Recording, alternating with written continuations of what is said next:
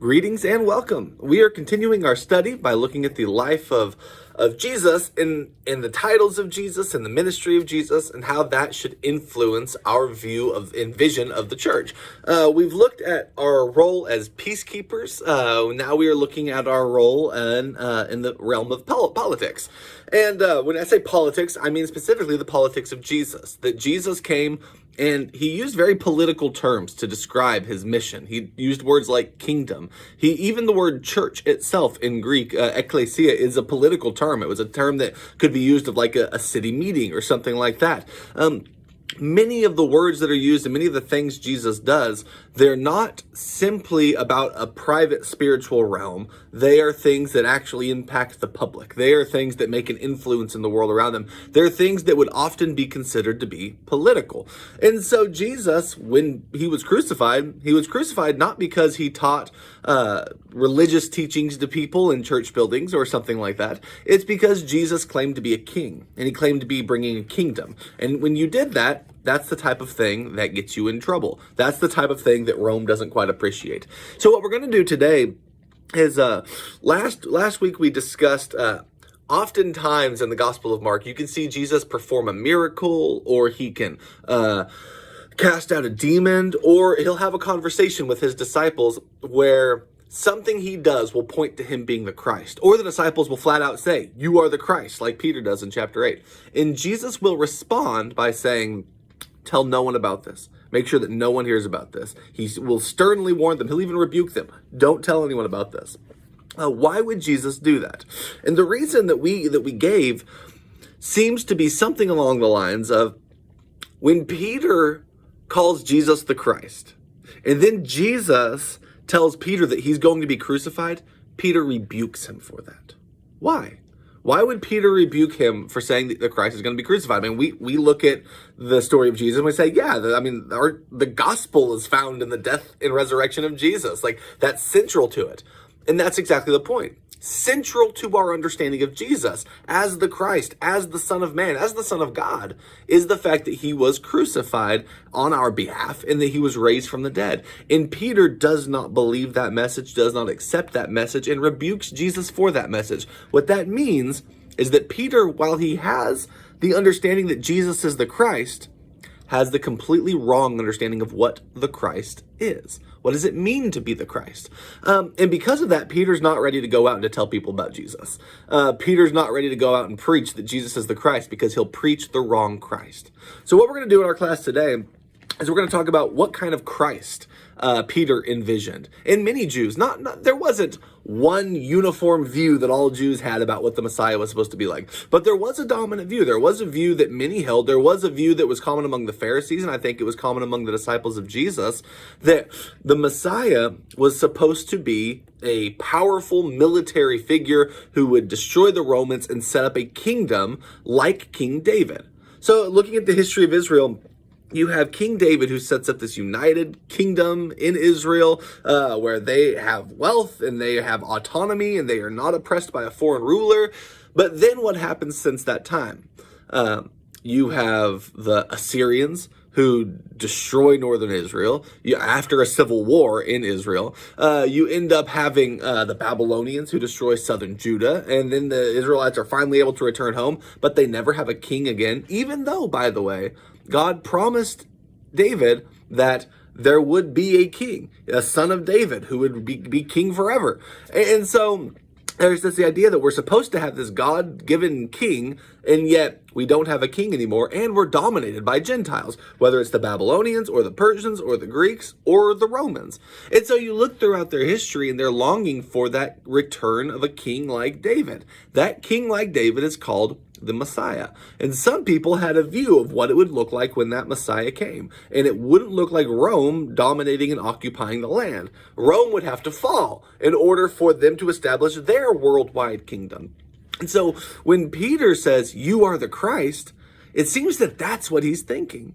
And Jesus says to Peter, "You're setting your mind on man's interests and not God's." He asked Peter, "What would it profit a man to gain the whole world and to lose his soul?" See, Peter's actually thinking that they're going to be able to gain the whole world. And Jesus is correcting that idea. So what we're going to do is we're going to look at 3 titles of Jesus that are given throughout the Gospels. We're going to look at the title Christ or Messiah, and just know that Christ is the Greek word Christos, and Messiah is the Hebrew word, and basically they mean the exact same thing. So Christ and Messiah mean the same thing. In the Old Testament, where the word Messiah is used, when it's translated into Greek, it's translated with the word Christ. And it literally has the idea of an anointed one, a chosen, anointed one of God. And so that's the first one we'll be looking at, Christ, Messiah. Second one is Son of Man. And then finally, we'll look at the term Son of God. So in discussing the Christ, one of the things I think is helpful to ask is, what did that word mean before it got applied to Jesus? It's like, what were the Jews when Jesus was a baby? No one was calling him, Jesus Christ at that time. What did the idea of him being the Christ, or what did the idea of Christ mean at that time? There are some Old Testament passages that talk about Christs, and one of the things that you'll see is that it's often applied to kings. I want to look at Psalm 2 for just a quick moment. In Psalm 2, you have this description of Inauguration Day, where God is establishing his king. And there are these Gentile nations who want to put a stop to it. And so Psalm 2:1 says, "Why are the nations in an uproar, and the peoples devising a vain thing? The kings of the earth take their stand, and the rulers take counsel together against the Lord and against his anointed." That word, his anointed, right there is Messiah or his Christ. So God has a Messiah or his Christ, and the nations of the earth are plotting against him. And when the Lord sees this, verse 4, "He who sits in the heavens laughs. The Lord scoffs at them, and he will speak to them in his anger and terrify them in his fury." And he says this, "But as for me, I have installed my king upon Zion, my holy mountain." So the anointed one is the king that God established. And he's going to call him something else here in the next verse, verse 7. "And I will surely tell the decree of the Lord. He said to me, you are my son. Today I have begotten you." So the king is God's son, who is also God's anointed, which is a Christ or Messiah. So the Son of God, the King of God, and the Messiah, God's chosen Messiah, these are all going to be words that can refer to the same person. And so Messiah has the idea of kingship. It has the idea of being a son of God or the Son of God. We'll talk about that phrase here in a little bit later, but keep those ideas in your head. Because there was an expectation of what that person was supposed to do. In fact, there's a book, a collection of Israelite poetry. It is not in the Bible, although it kind of sounds like a book in the Bible, but it's called the Psalms of Solomon.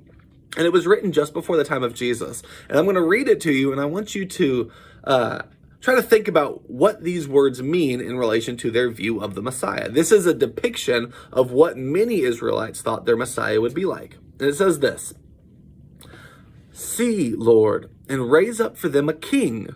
So the Messiah is going to be a king. "The son of David." All right, so he'll be a son of David. That's kind of what we talked about already. "To rule over your servant Israel in the time known to you, O God. Undergird him with strength to destroy the unrighteous rulers."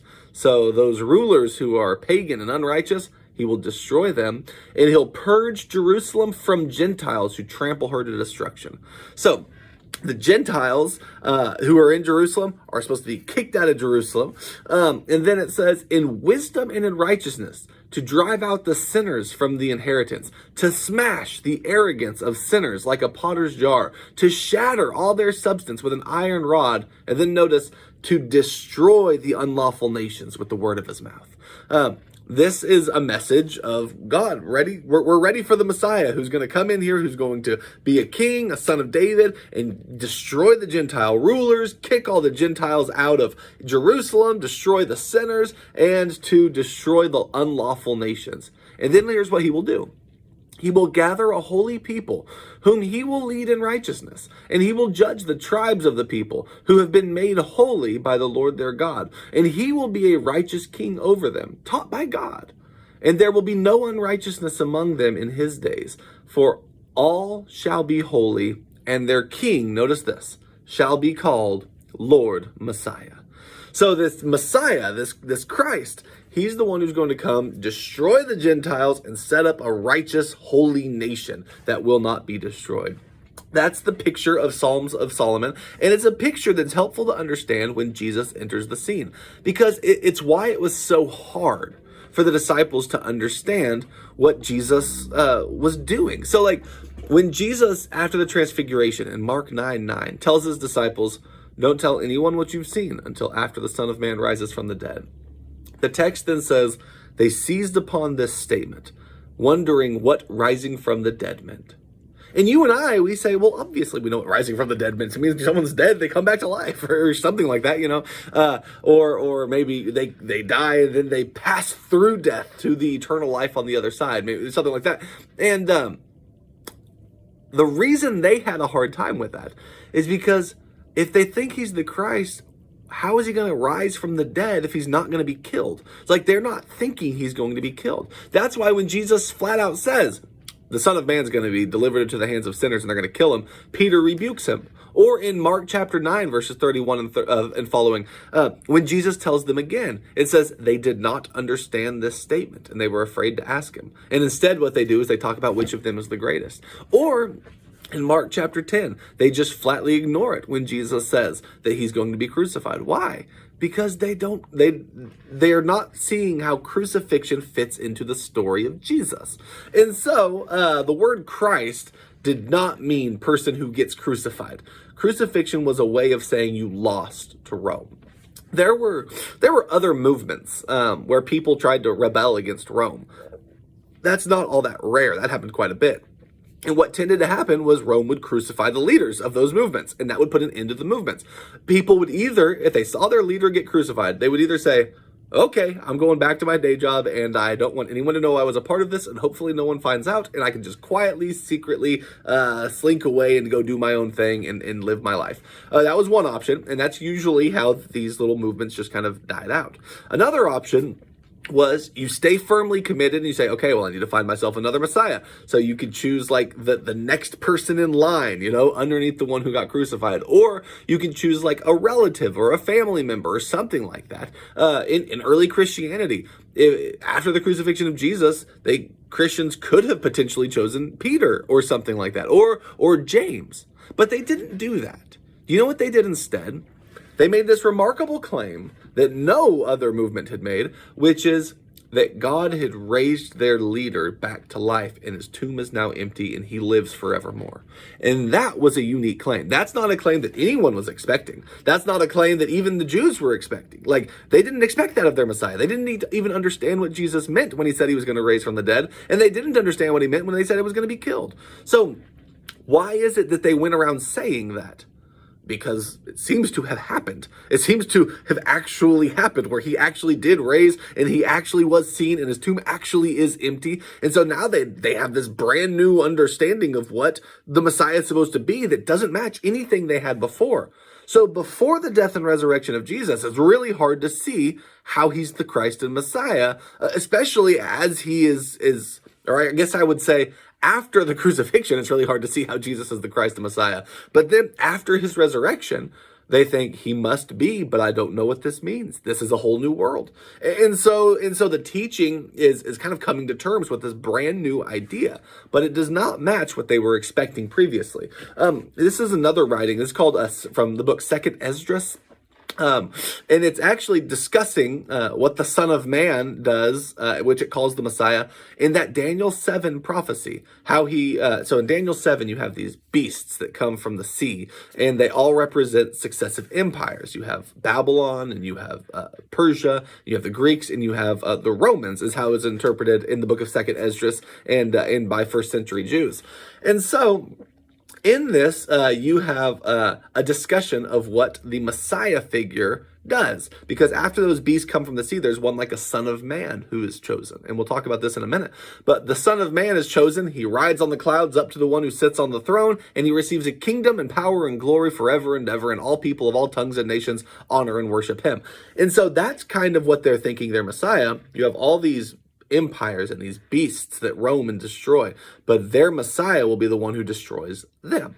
And so 2nd Esdras 12, 31 and 30 through 33 says, As for the lion, who you saw rousing up from the forest and roaring, this is the Messiah. So like Jesus being the Lion of Judah, that's messianic imagery there. The lion that they saw is the Messiah who will rise from the posterity of David and will come and speak to them. The them is the pagan Gentiles. And he will denounce them for their wicked ungodliness and for their wickedness. First, he will set them living before his judgment seat. And when he has reproved them, then he will destroy him. So it's like he will become king, and then all of the other ungodly nations will appear before him, and he will judge them and destroy them. And guess what? It actually says a little bit before that, when talking about who will appear before him, it talks about that fourth beast of Daniel 7, who would be interpreted as Rome. And it says, this fourth beast is the fourth kingdom, which appeared in the vision to your brother Daniel. It shall be more terrifying than all the kingdoms that he have come before it. So the idea of Daniel's vision is what's being discussed here. And the idea is that fourth beast is going to be destroyed. So if the fourth beast is going to be destroyed and that fourth beast is Rome, then what's Jesus supposed to do to Rome? He's supposed to destroy Rome. How is he going to do that? Well, everyone's thinking he'll do it through military and warfare and all that. But you know what all of those other movements, those rebellion movements had in common? They all tried to beat Rome on Rome's terms. Meaning, Rome was really good at killing people. Rome had a really powerful military. Rome was, it was really hard to overpower Rome. But that's what they would try to do, and they all ended up failing miserably because of it. Jesus, however, is going to defeat Rome. He's going to defeat the powers of darkness. He's going to defeat Satan and all of the powers and empires and every wicked thing on this earth, not through force and through weapons, but through self-giving love on the cross. That, in the Jesus movement, is more powerful than anything else you can come up with. If you want to change the world, that's what changes the world in the eyes of Jesus. And I think you can look throughout history and you can see it's actually probably done a pretty good job at changing the world, better than most wars have done. And so Jesus, through the cross, is changing the world, and he's also changing the image of what Messiah actually means. Secondly, we want to talk about the term Son of Man. So Son of Man, we just discussed it already there in Daniel chapter 7. That's the most important passage for understanding this Son of Man language. And the Son of Man is actually the preferred term that Jesus uses for himself to identify himself. So if you're reading through Mark, you'll see that Jesus does not call himself the Son of God. Not saying he would deny it. In fact, he doesn't deny it. One time, towards the end of Mark, when he's on trial, he is asked, "Are you the Son of the Blessed?" And he says, "I am. And you will see the Son of Man riding on the clouds of heaven." And so in that passage, he does say, "Yes, I'm the Son of the Blessed." But then he also adds to it the idea that I am the Son of Man. And he says, you'll see him riding on the clouds. That's direct language from Daniel 7. In fact, when Jesus is discussing the destruction of Jerusalem a few chapters earlier, he says, you'll see the Son of Man riding on the clouds. That's again, he 2 times quotes from Daniel chapter 7. This passage in Daniel 7, which compares the Son of Man to the kingdoms and empires and beasts of this world, what it says about the Son of Man is, I looked in the night visions, and behold, with the clouds of heaven, one like a Son of Man was coming. And he came up to the Ancient of Days and was presented before him. And to him, the Son of Man, was given dominion, glory, and a kingdom, that all the peoples, nations, and men of every tongue and language might serve him. His dominion is an everlasting dominion, which will not pass away. And his kingdom is one which will never be destroyed.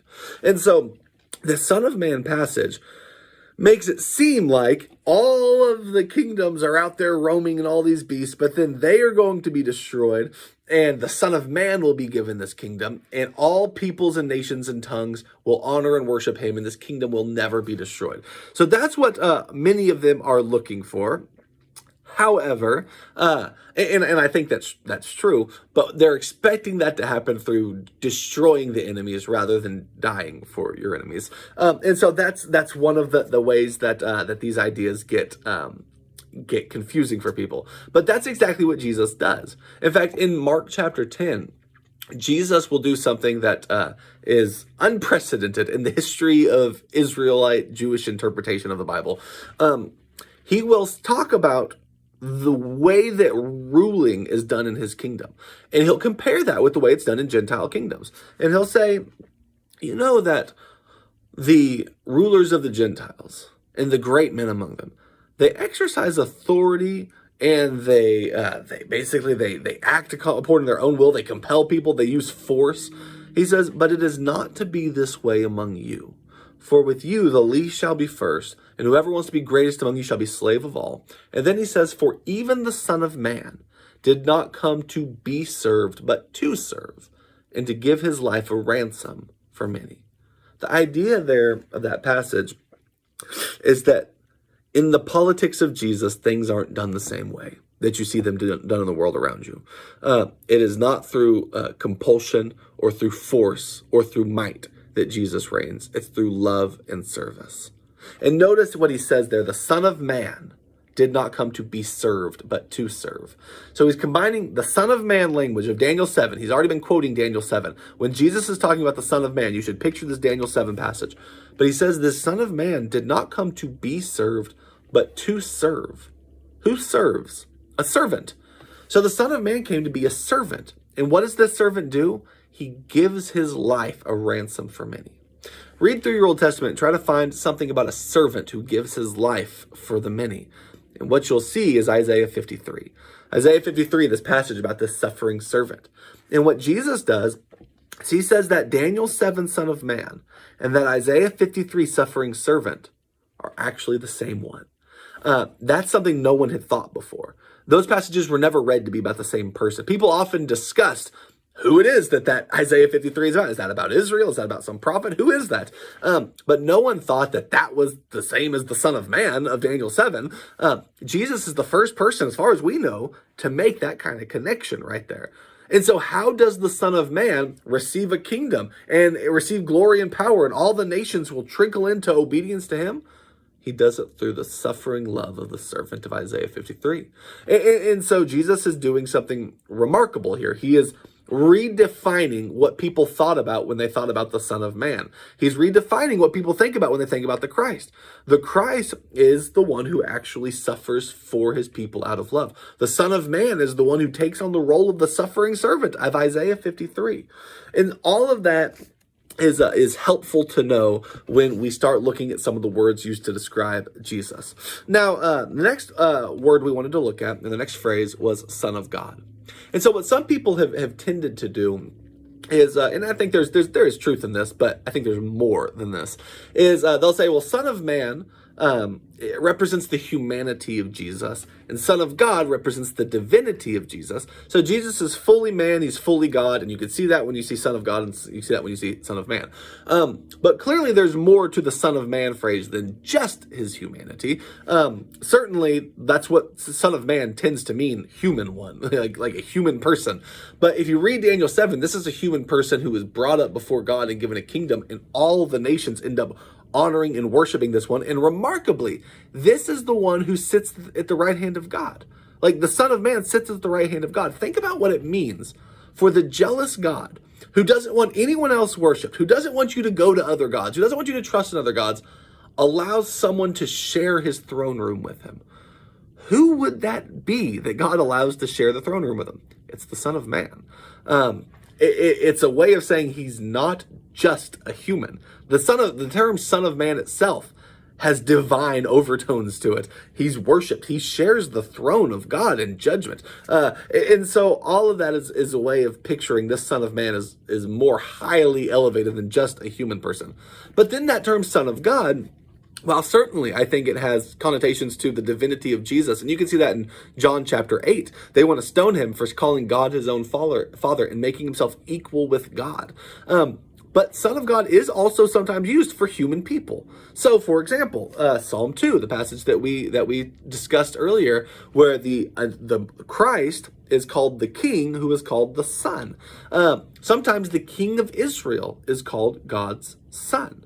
You can see this in 1 Chronicles chapter 28. in 1 Chronicles chapter 28, you'll see God talking to David about Solomon.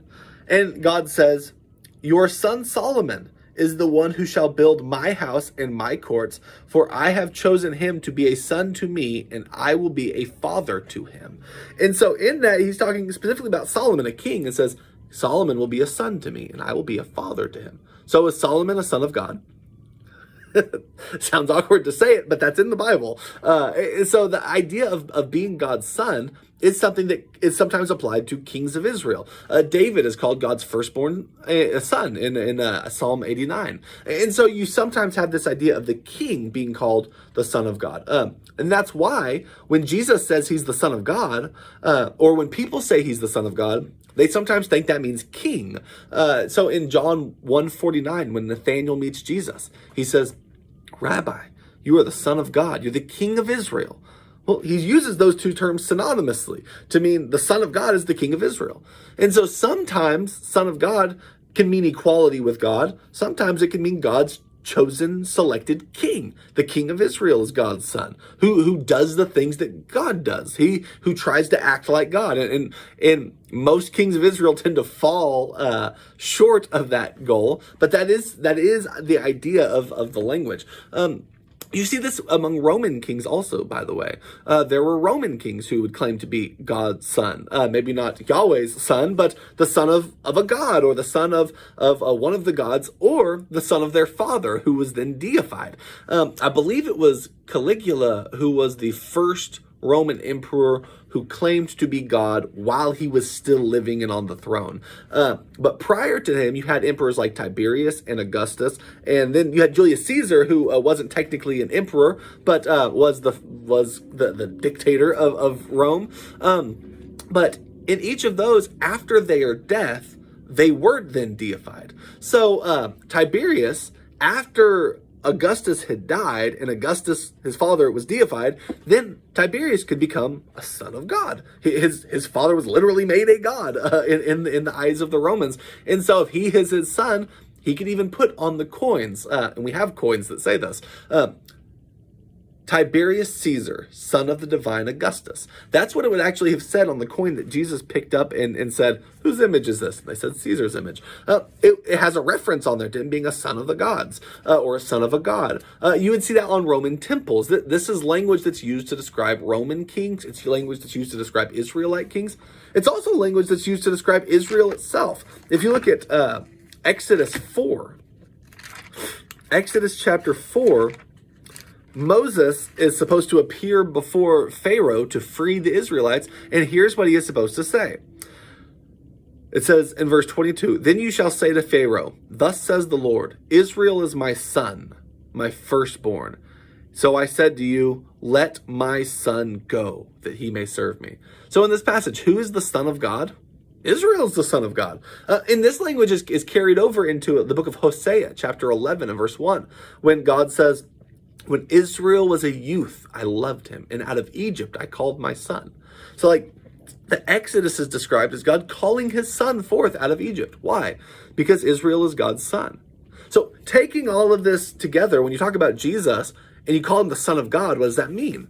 Well, certainly it means that he is equal with God. That's true of Jesus, but it's not true of everyone who's called the son of God. It also has the idea that he's the king. He's God's chosen king. It also has the idea that Jesus himself is the embodiment of what Israel was called to be. Israel was called to be this blessing to the nations, and Jesus embodies that and takes that vocation within himself as he goes out and he becomes that blessing to all the nations, as Jesus becomes the one who opens the door to even the Gentiles into the family of God. And so Jesus is the embodiment of Israel. He is the king, and he is the one who is equal with God. So all of that is a way of saying Son of God and Son of Man and Christ, they have very interesting meanings to them. And when you read the Gospel of Mark, you'll see all of these converge together. And the one picture that makes all of them most clear is the cross. It's the one that's the most confusing, but it's the one that gives you the most vivid depiction of what it means that Jesus is the Christ, that Jesus is the Son of Man, who suffers and bleeds and dies and is raised, and that Jesus is the Son of God. For example, the phrase Son of God. Mark chapter 1 and verse 1, the gospel begins, the beginning of the gospel of Jesus Christ, the Son of God. And so you have this introductory line that tells you who Jesus is. He's the Christ, the beginning of the gospel of Jesus Christ, the Son of God. And so you should be looking for things throughout the life of Jesus that teach you what it means to be the Christ and the Son of God. But the word Son of God actually isn't used too often in Mark. It's used only at key pivotal moments. For example, there are 3 times in Mark that Jesus is called the beloved Son. You have 3 beloved Son passages. The first is right at the beginning, Mark chapter 1, when Jesus is baptized. And this voice comes out of heaven. You are my beloved Son, in you I am well pleased. The next time is at the transfiguration of Jesus in Mark chapter 9, where you have a voice that comes from the heavens that says, this is my beloved Son, listen to him. And then the third time is in a parable that Jesus tells about a landowner who has rented out his land to certain tenants, and he's trying to get the produce from his land. They're not giving it to him, and he sends servants, and they beat and kill them. And then finally, he sends a beloved Son, and the beloved Son is taken and beaten and killed. And so then he goes and destroys the tenants. But what you have there are these 3 beloved Son passages, and notice the first 2 come from a voice from heaven, and the third one is one that pictures even the beloved Son, who, if you've read the first 2 passages, you know who that is. The beloved Son is the one who's taken and beaten and killed. So even that term itself points to the cross. And then you also have sometimes the phrase Son of God is shouted out by demons, and Jesus will cast out the demons. There is a time when Jesus is on trial, and he is asked if he is the Son of the Blessed One. And he says, I am. And that, again, leads to his crucifixion. Because after he gives that answer, it says, what further need do we have of witnesses? You heard the blasphemies. Let's crucify him. That's the response that's given when Jesus claims to be the Son of the Blessed. But here's the interesting thing. Throughout Mark's gospel, Mark himself, the author, calls Jesus the Son of God. Demons shout out that Jesus is the Son of God. God himself from heaven says that Jesus is the Son of God. Jesus does answer affirmatively on his trial when he's asked, are you the Son of the Blessed? But you know who the first human to actually call Jesus the Son of God is? The first time that message that Jesus is the Son of God goes from the spiritual realm, from God or the spiritual beings, to the lips of a person, someone who looks at Jesus and says, you are the Son of God. It happens one time in the Gospel of Mark. And you know when it is? The moment Jesus dies on the cross.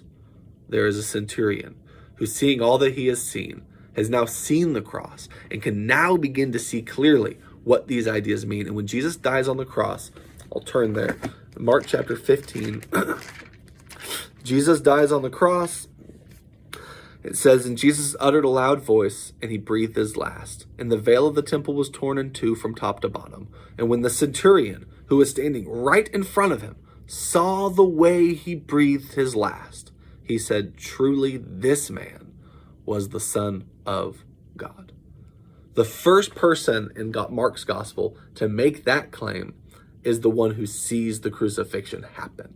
The phrase Son of God is best understood by looking at the cross. The phrase Son of Man is best understood by looking at the cross. And the phrase Christ or Messiah is best understood by looking at the cross. But not just the cross, what then happens thereafter. The victorious resurrection of Jesus, which vindicates these titles, Christ, Son of God, and Son of Man. So what we'll do next week is we'll study what this actually means for us. These actually are political titles. What does that mean for us as members of a kingdom, as citizens of a kingdom?